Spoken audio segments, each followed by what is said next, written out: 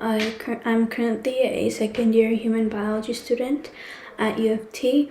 Today I'll be going over some commonly asked math questions both at the college, high school, and some university levels.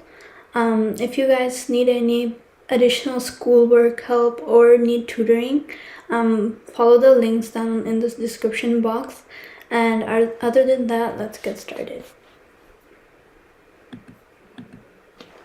Okay, so our first question says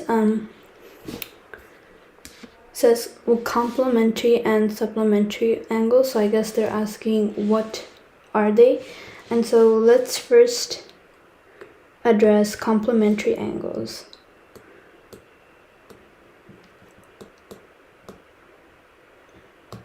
Complementary angles.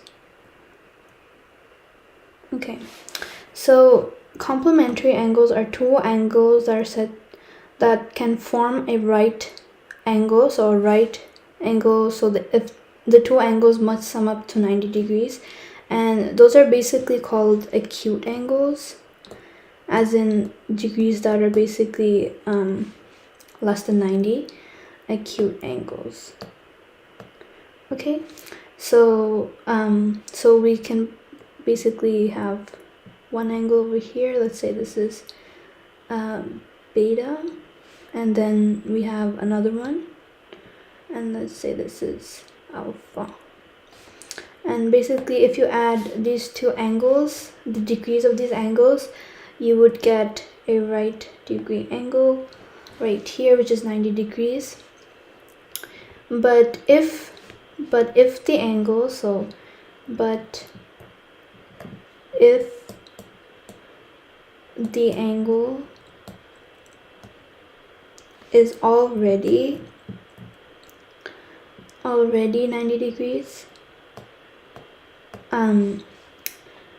then there's no such angle that is complementary to it. So basically if you already have a 90 degree angle, right, like a 90 degrees, so you can't add anything to it so that it could become 90 degrees, right? So basically there's no such thing as a 90 degree being complementary. So however if you have let's say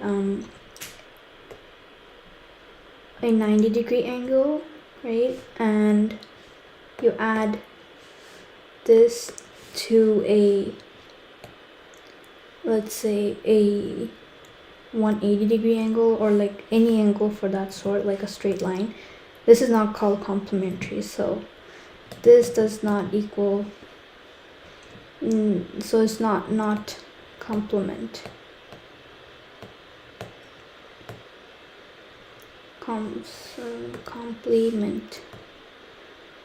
to each other.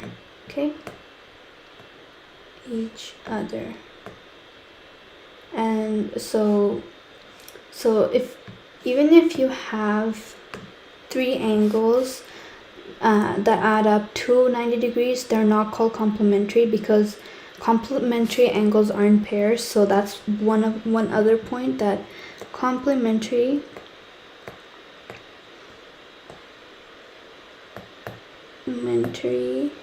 angles are supposed to be in pairs.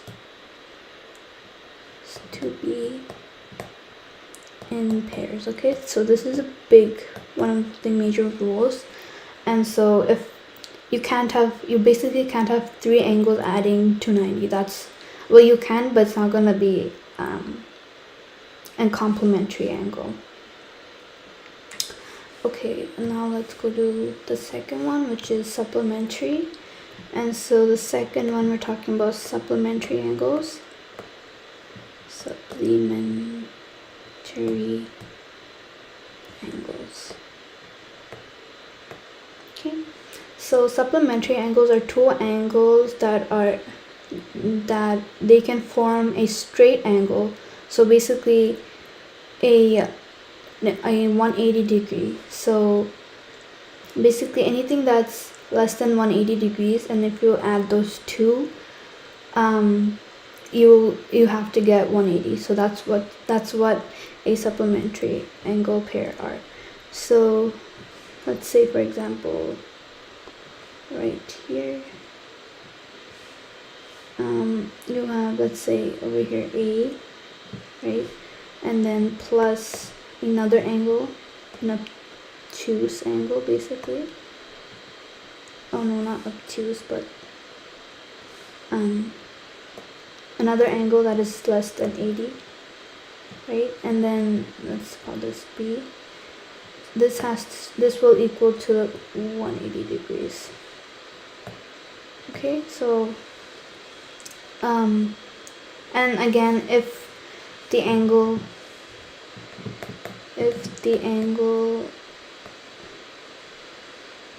is already 180 degrees, then it's not supplementary. Then it is not supplementary. Okay.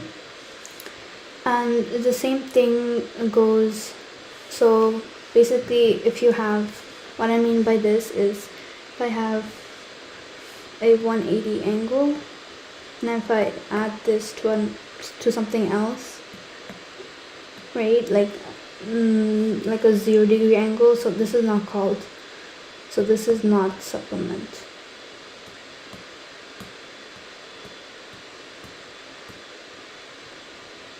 Okay, and so this is the answer basically of what a complementary and supplementary angles. And yes, this is correct.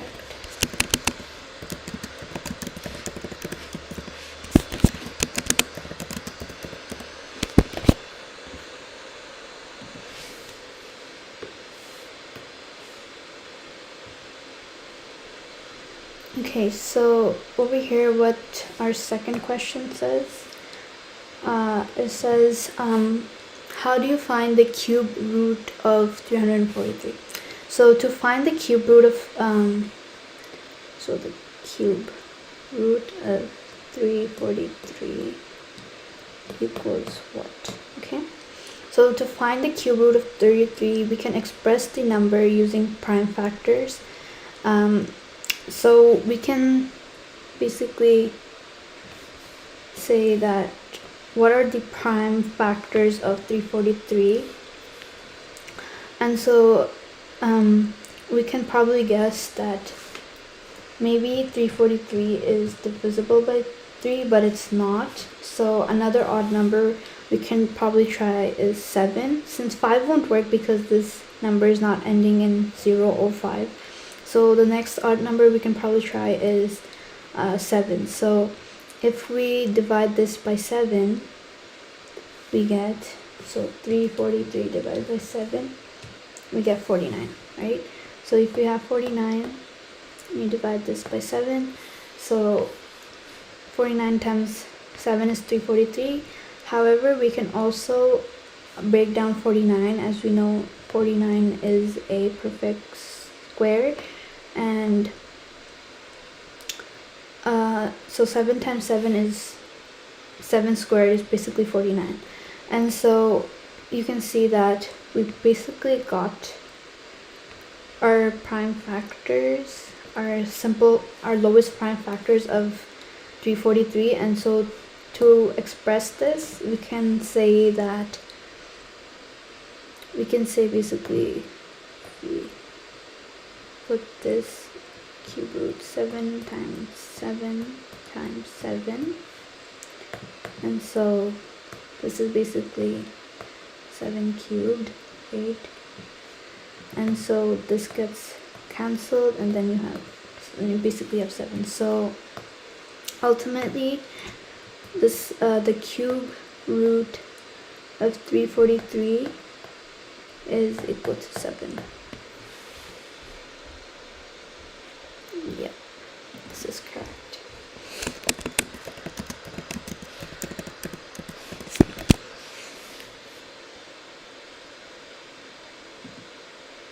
Okay. Okay, so our third question says, how do you simplify the expression 1 minus sine squared x? So how do you simplify 1 minus sine squared x? Okay, so if you recall, I'll just write recall the Pythagorean identity. So this is like this is like the basic formula, Korean theorem, right? So basically this is where sine squared x plus cos squared x is equal to 1, right? And so basically, if we rearrange this equation and we want sine squared x minus 1 equal to something, so we can just isolate sine squared x and move it to the other side. And so what we will get here is, so basically if to get sine squared to the other side, we need to subtract it from both sides. So since it's in addition form on the left side, to get it to the other side, it's the opposite sign, and so it's gonna be subtracted. So what we have, sine squared x. Okay, so I'll just write. So what we have left here is cos squared x, right, equals 1 minus sine squared x. And so basically 1 minus sine squared x is equal to cos squared x. And so this is the answer. This is correct.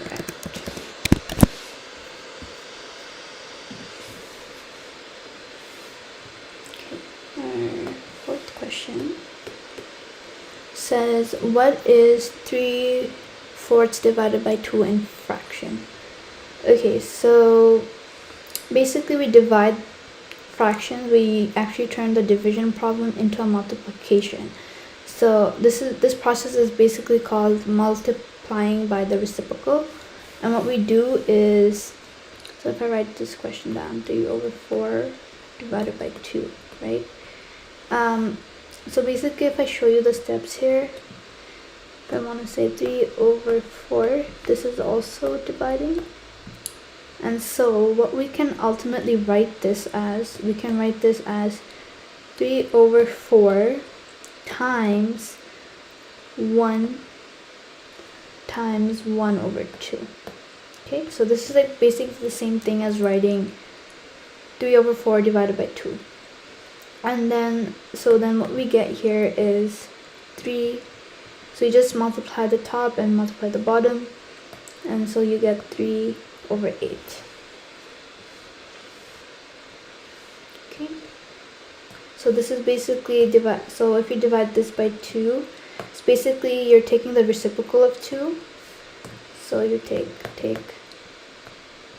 the reciprocal,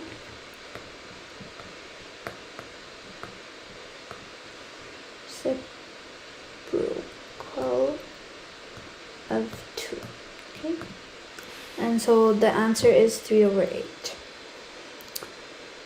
And yes, this is the answer. The answer is correct.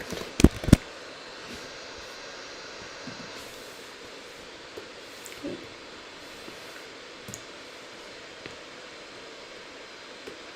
Fifth question, how do you convert 4% into a fraction in simplest form? Okay, so basically percentages are similar to fractions since they are a part of a whole specifically a part of 100. So you basically are cutting 100 into parts, and so we can rewrite this as, we can write the percentage into a fraction like this. So if you have 4%, right, and you want to convert this into a fraction, so this is basically, we're using, so whenever we're talking about percents, we're talking about hundreds, basically it's out of 100, and so this is basically 4 over 100.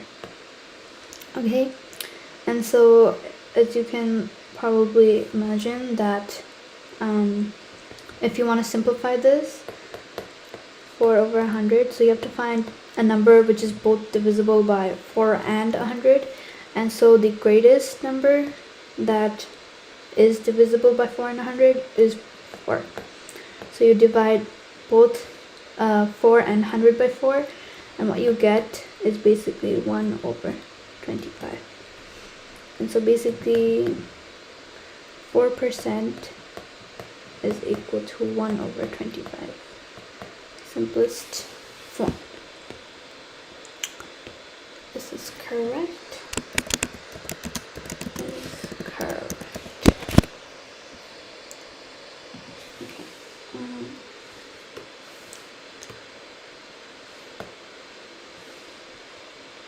Sixth question. How do you find the vertex of a quadratic function? Okay, so to find the vertex, so basically a quadratic function, so this is a quadratic function, it's basically a parabola.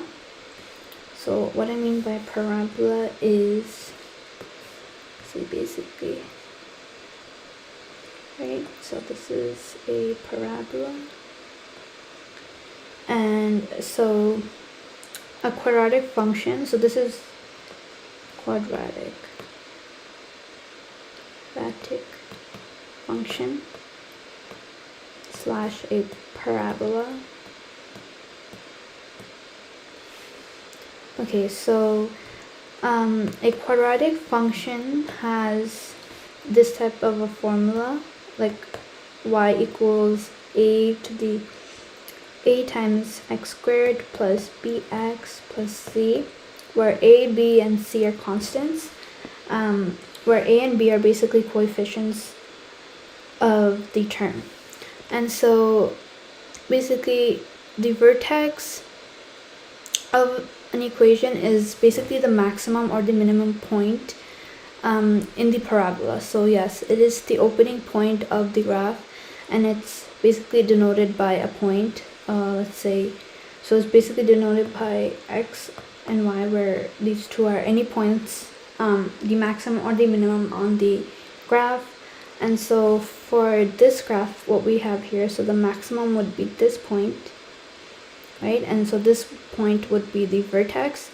And so you can find, so to find the x coordinate, you can use this formula where x is equal to negative b over 2a. Okay, and so basically so you get this from this equation over here, and so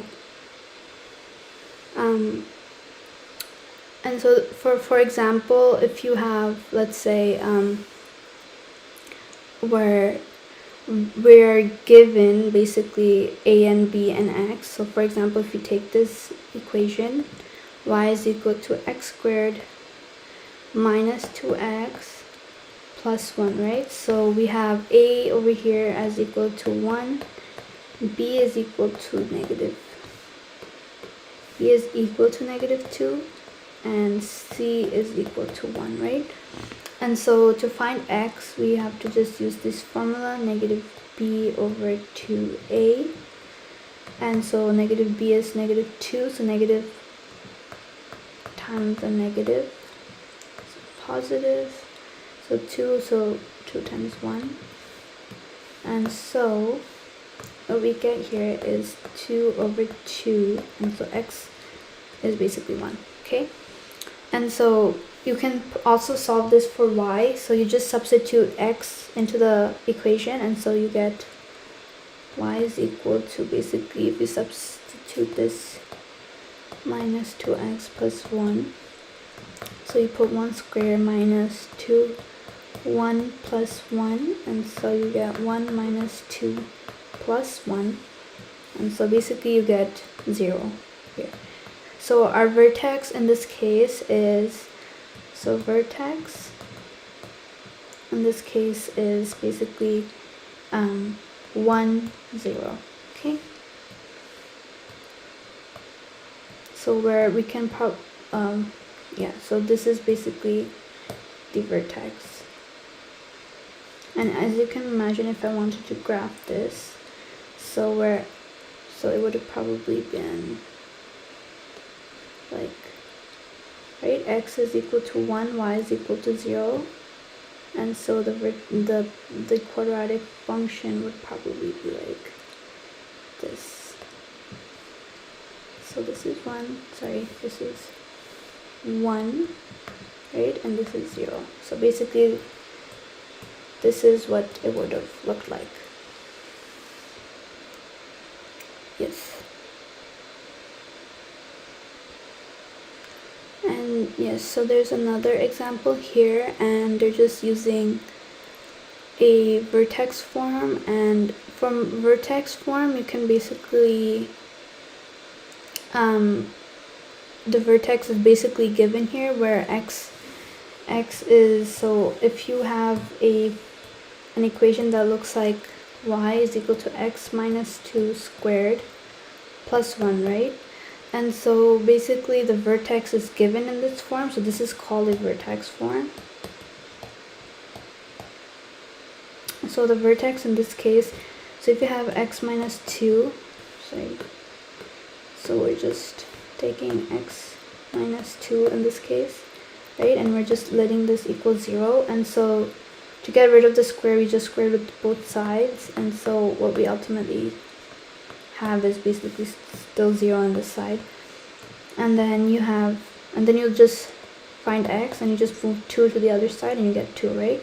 So this is one of our points, and then you look, and so if you let x equal 2 into the equation, you basically get y equals 2 minus 2 back to our old equation plus 1, right? And so this basically equals 0, and what we are left with is 1. So basically when you have it in this form, this literally gives you the vertex. And so basically in this case the vertex is 2, 1. Okay, and so this is right.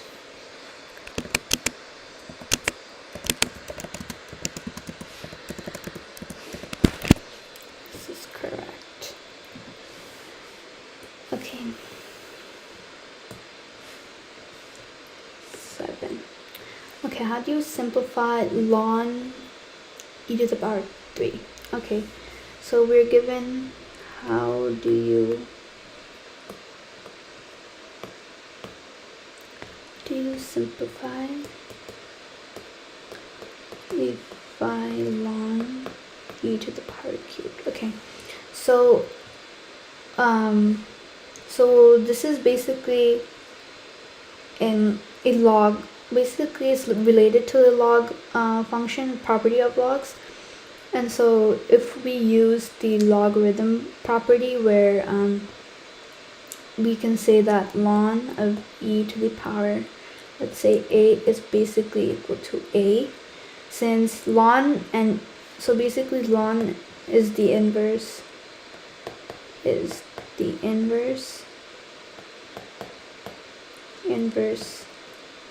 of e, right, of an e to the power of x function. And so basically when you multiply these two, it basically gets cancelled out. So in this case ln e to the power 3, right, is equal to 3, since if we use this, sorry, this is supposed to be an a, not a 9, so ln a, right, So if you use this equation right here, right, we basically get this. So basically ln e to the power 3 is basically 3. And so this is correct.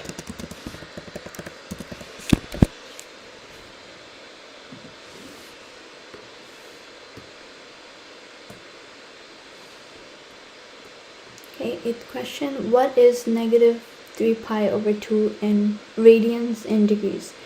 Okay, so we can convert. So let me write this. What is negative 3 pi over 2 radians in degrees?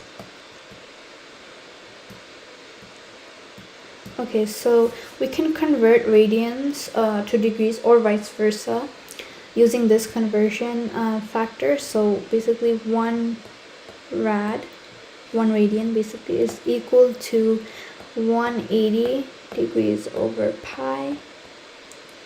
Okay, or basically pi, or basically 180, or the angle equal to 1 rad times pi basically. And so what we have here is now if we convert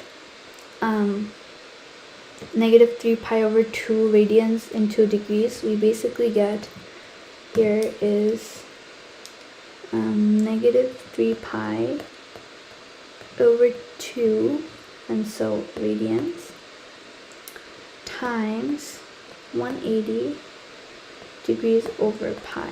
Okay, and so this will equal, so as you can see, so 180 divided by 2 is basically 90, right? So we can put this as 90 degrees, and so negative 3 times 90 degrees is basically negative 270 degrees. Okay, so basically you can say negative 3 pi over 2 is equal to 270 degrees, negative 270 degrees. This is correct.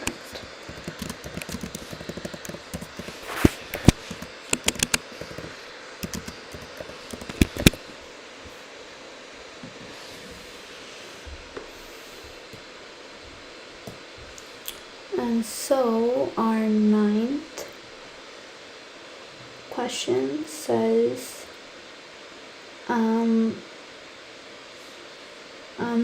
what is the parameter of a semicircle? Okay, so 9th question, what is the parameter of a semicircle? Okay, so as you can see, a semicircle is basically half of a circle. So if you have, let's say, a circle right here, right, so then let's just erase this part, and so this is basically a semicircle, right? We are given that this distance is 10 centimeters. Okay, and so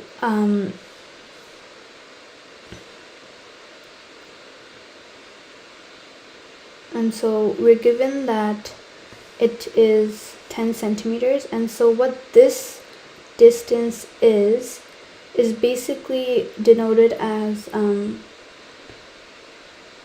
diameter. Okay, and so basically 10 centimeters, so this is basically equal to d.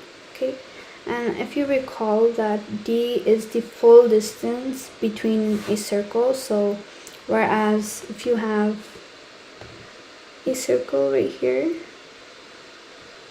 and until here. This is called the radius. So when we're talking about parameters of a circle or of a semicircle, is basically the sum of the circumference of the circle and diameter. So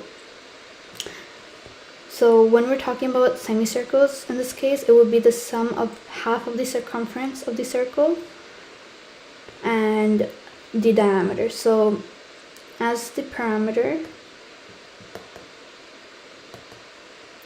of a circle, so of a circle is 2 pi r, or basically r pi times d, which is diameter. So basically, the parameter of a semicircle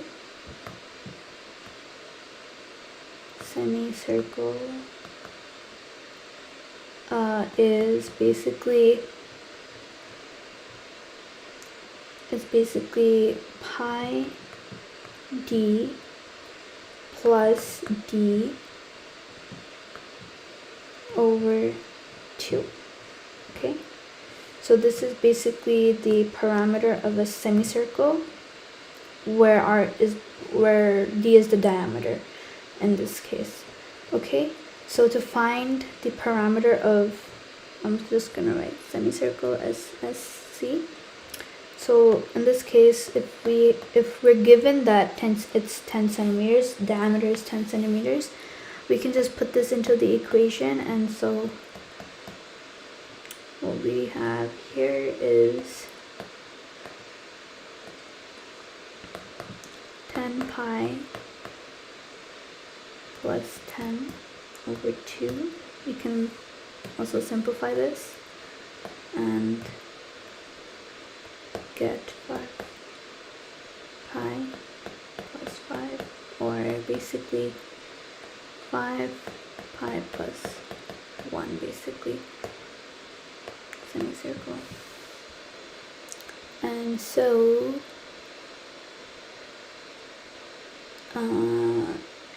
yeah, so I didn't, well, if I did this, it would have been 5 pi.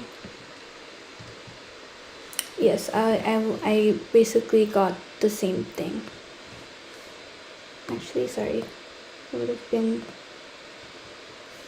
accidentally did this, so it's gonna be 5 pi, yeah, it would have been 5 pi plus 5.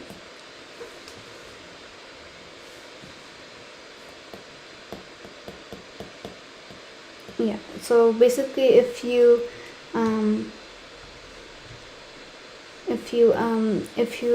basically calculate this out, like expand this and put the pi value in, you would get 20.7.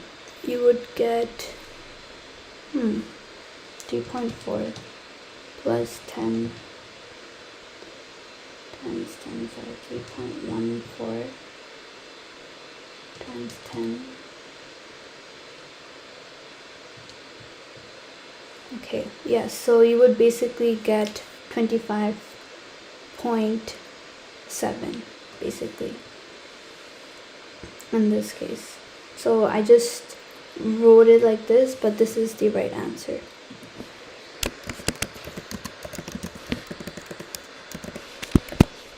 Okay.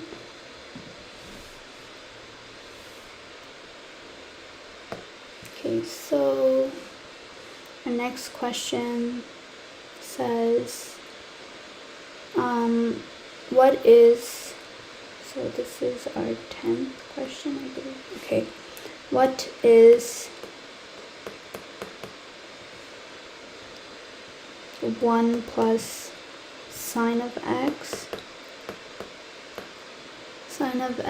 over 1 minus sine of x equal to. Okay, so we have our basic trigonometric equations here basically, and we're trying to find out what this equals to. In order to do this, let's basically multiply everything by multiply the top and the bottom by 1 plus sine x, so we can get a different so we can use different trigonometric identities here. So if we do this, so I'll just write the first step: multiply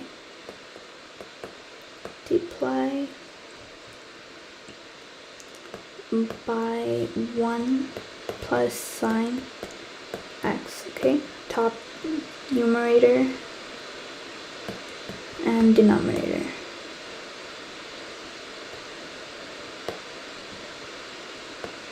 Numerator. So what we have here, what we will get here is basically 1 plus sine of x over 1 minus sine of x, and so you multiply this by 1 plus sine of x all over 1 plus sine of x.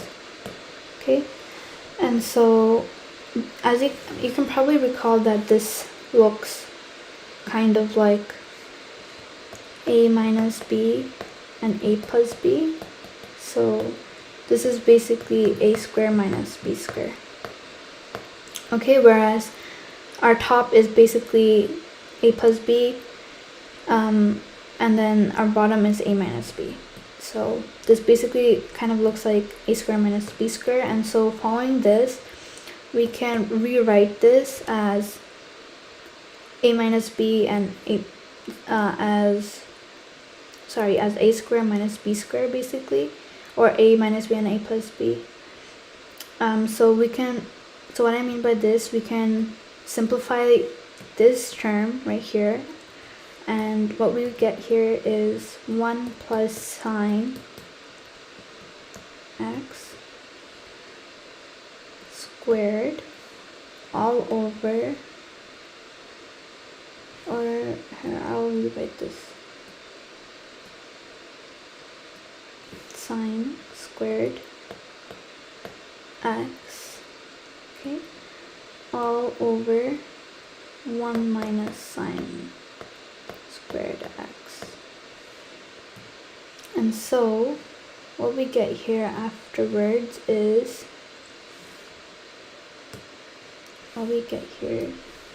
what we have afterwards is, we have basically, we can recall that our so recall that sine squared x plus cos squared x is equal to 1, right? So hopefully by seeing the denominator, you can probably guess that what 1 minus sine squared x is in simplified terms. And so basically 1 minus sine squared x is equal to cos squared x, right? And so therefore we can write 1 plus sine squared x over cos squared x, right? I'm just moving it here, okay? And so what we have next is basically what we can rewrite this as basically we can rewrite this as this. So we can rewrite this as 1 plus sine x over cos x, right, all to the square basically. And then so basically you have over here, if we were to basically divide this, like break it up, we would have one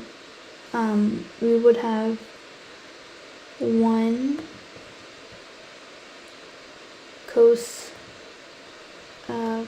x,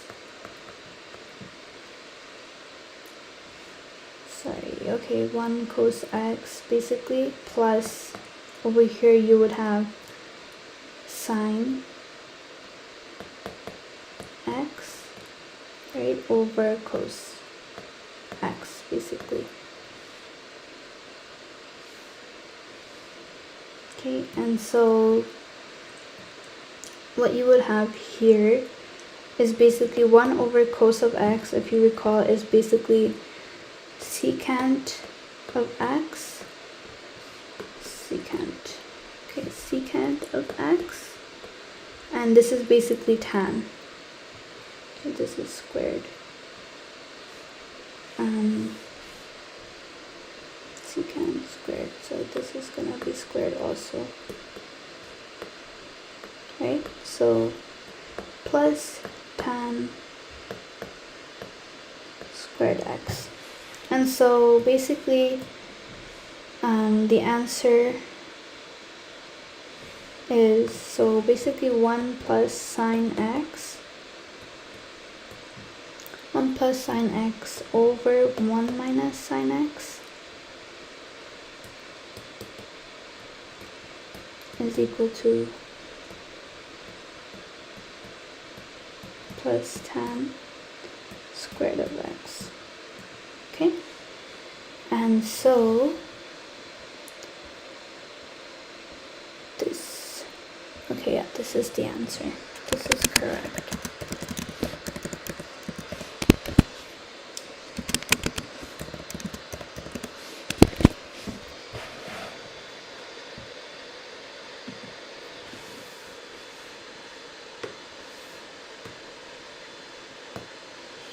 Okay, so next question says, if a circle has a diameter of 4 inches, what is the circumference? Okay, so we're talking about a circle here. Okay, so if a circle has a diameter, so let's just say 4 inches. Okay, so what is the circumference? So if you recall that circumference of, just gonna write circumference of a circle is basically pi times d, or 2 pi r, right? And so since we're given d, the easiest way to do it is probably use this equation. And so what is the circumference? You can just plug in pi times 4, and so it's going to be 4 pi inches. Okay, so the circumference of this would be 4 pi inches. However, if we did it the other way, I'll just show it, 2 pi r, right? And so r is basically d over 2, and so what we have, 4 over 2, and so this will just equal to 2, and so the circumference would be 2 pi times 2, and so you basically get 4 pi also inches. So either way you get 4 pi inches. Basically I didn't simplify the term, but if I did, it would have been around 12.6 inches. Okay.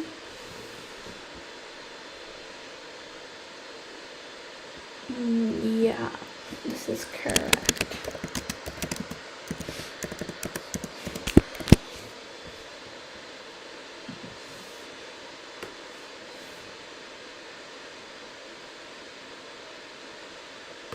Okay, so our 12th question says, what is the tangent ratio? Okay, what is the tangent ratio? Okay, so basically the tangent ratio is defined as the ratio between the opposite and adjacent side of an angle. So basically, if we have an example here, so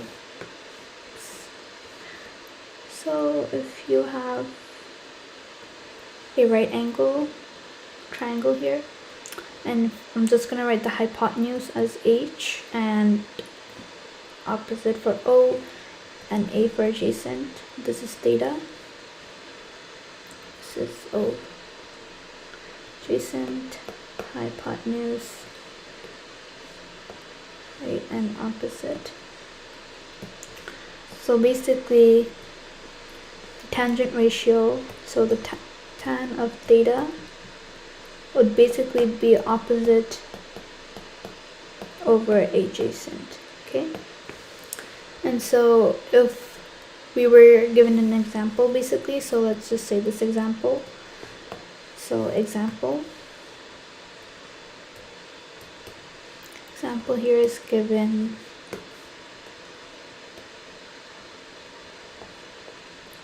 that this, to find theta, tan theta, this is given as 17, 15, and 8. Okay, and so they're telling us to find what is tan theta. Okay, so from the above illustration, we can say that tan theta is equal to opposite. So we're looking at this angle over here, right?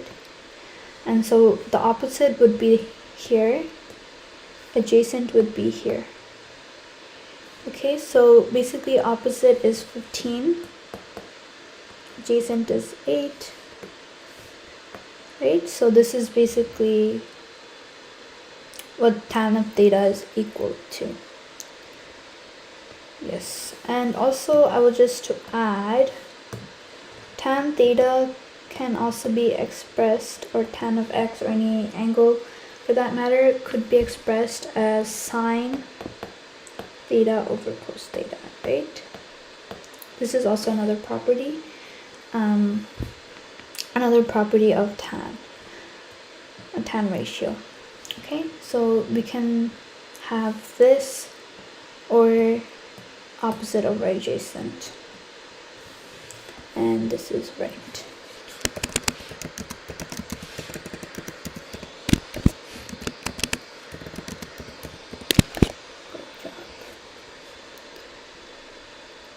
Correct. Okay, so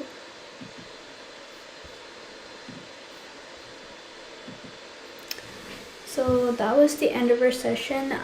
If you guys like this Q&A, please subscribe to OneClass and share this video, like this video, and if you want to get notified with any of our videos, hit the bell icon.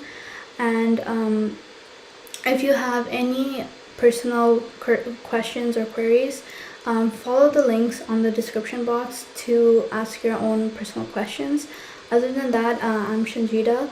I hope to see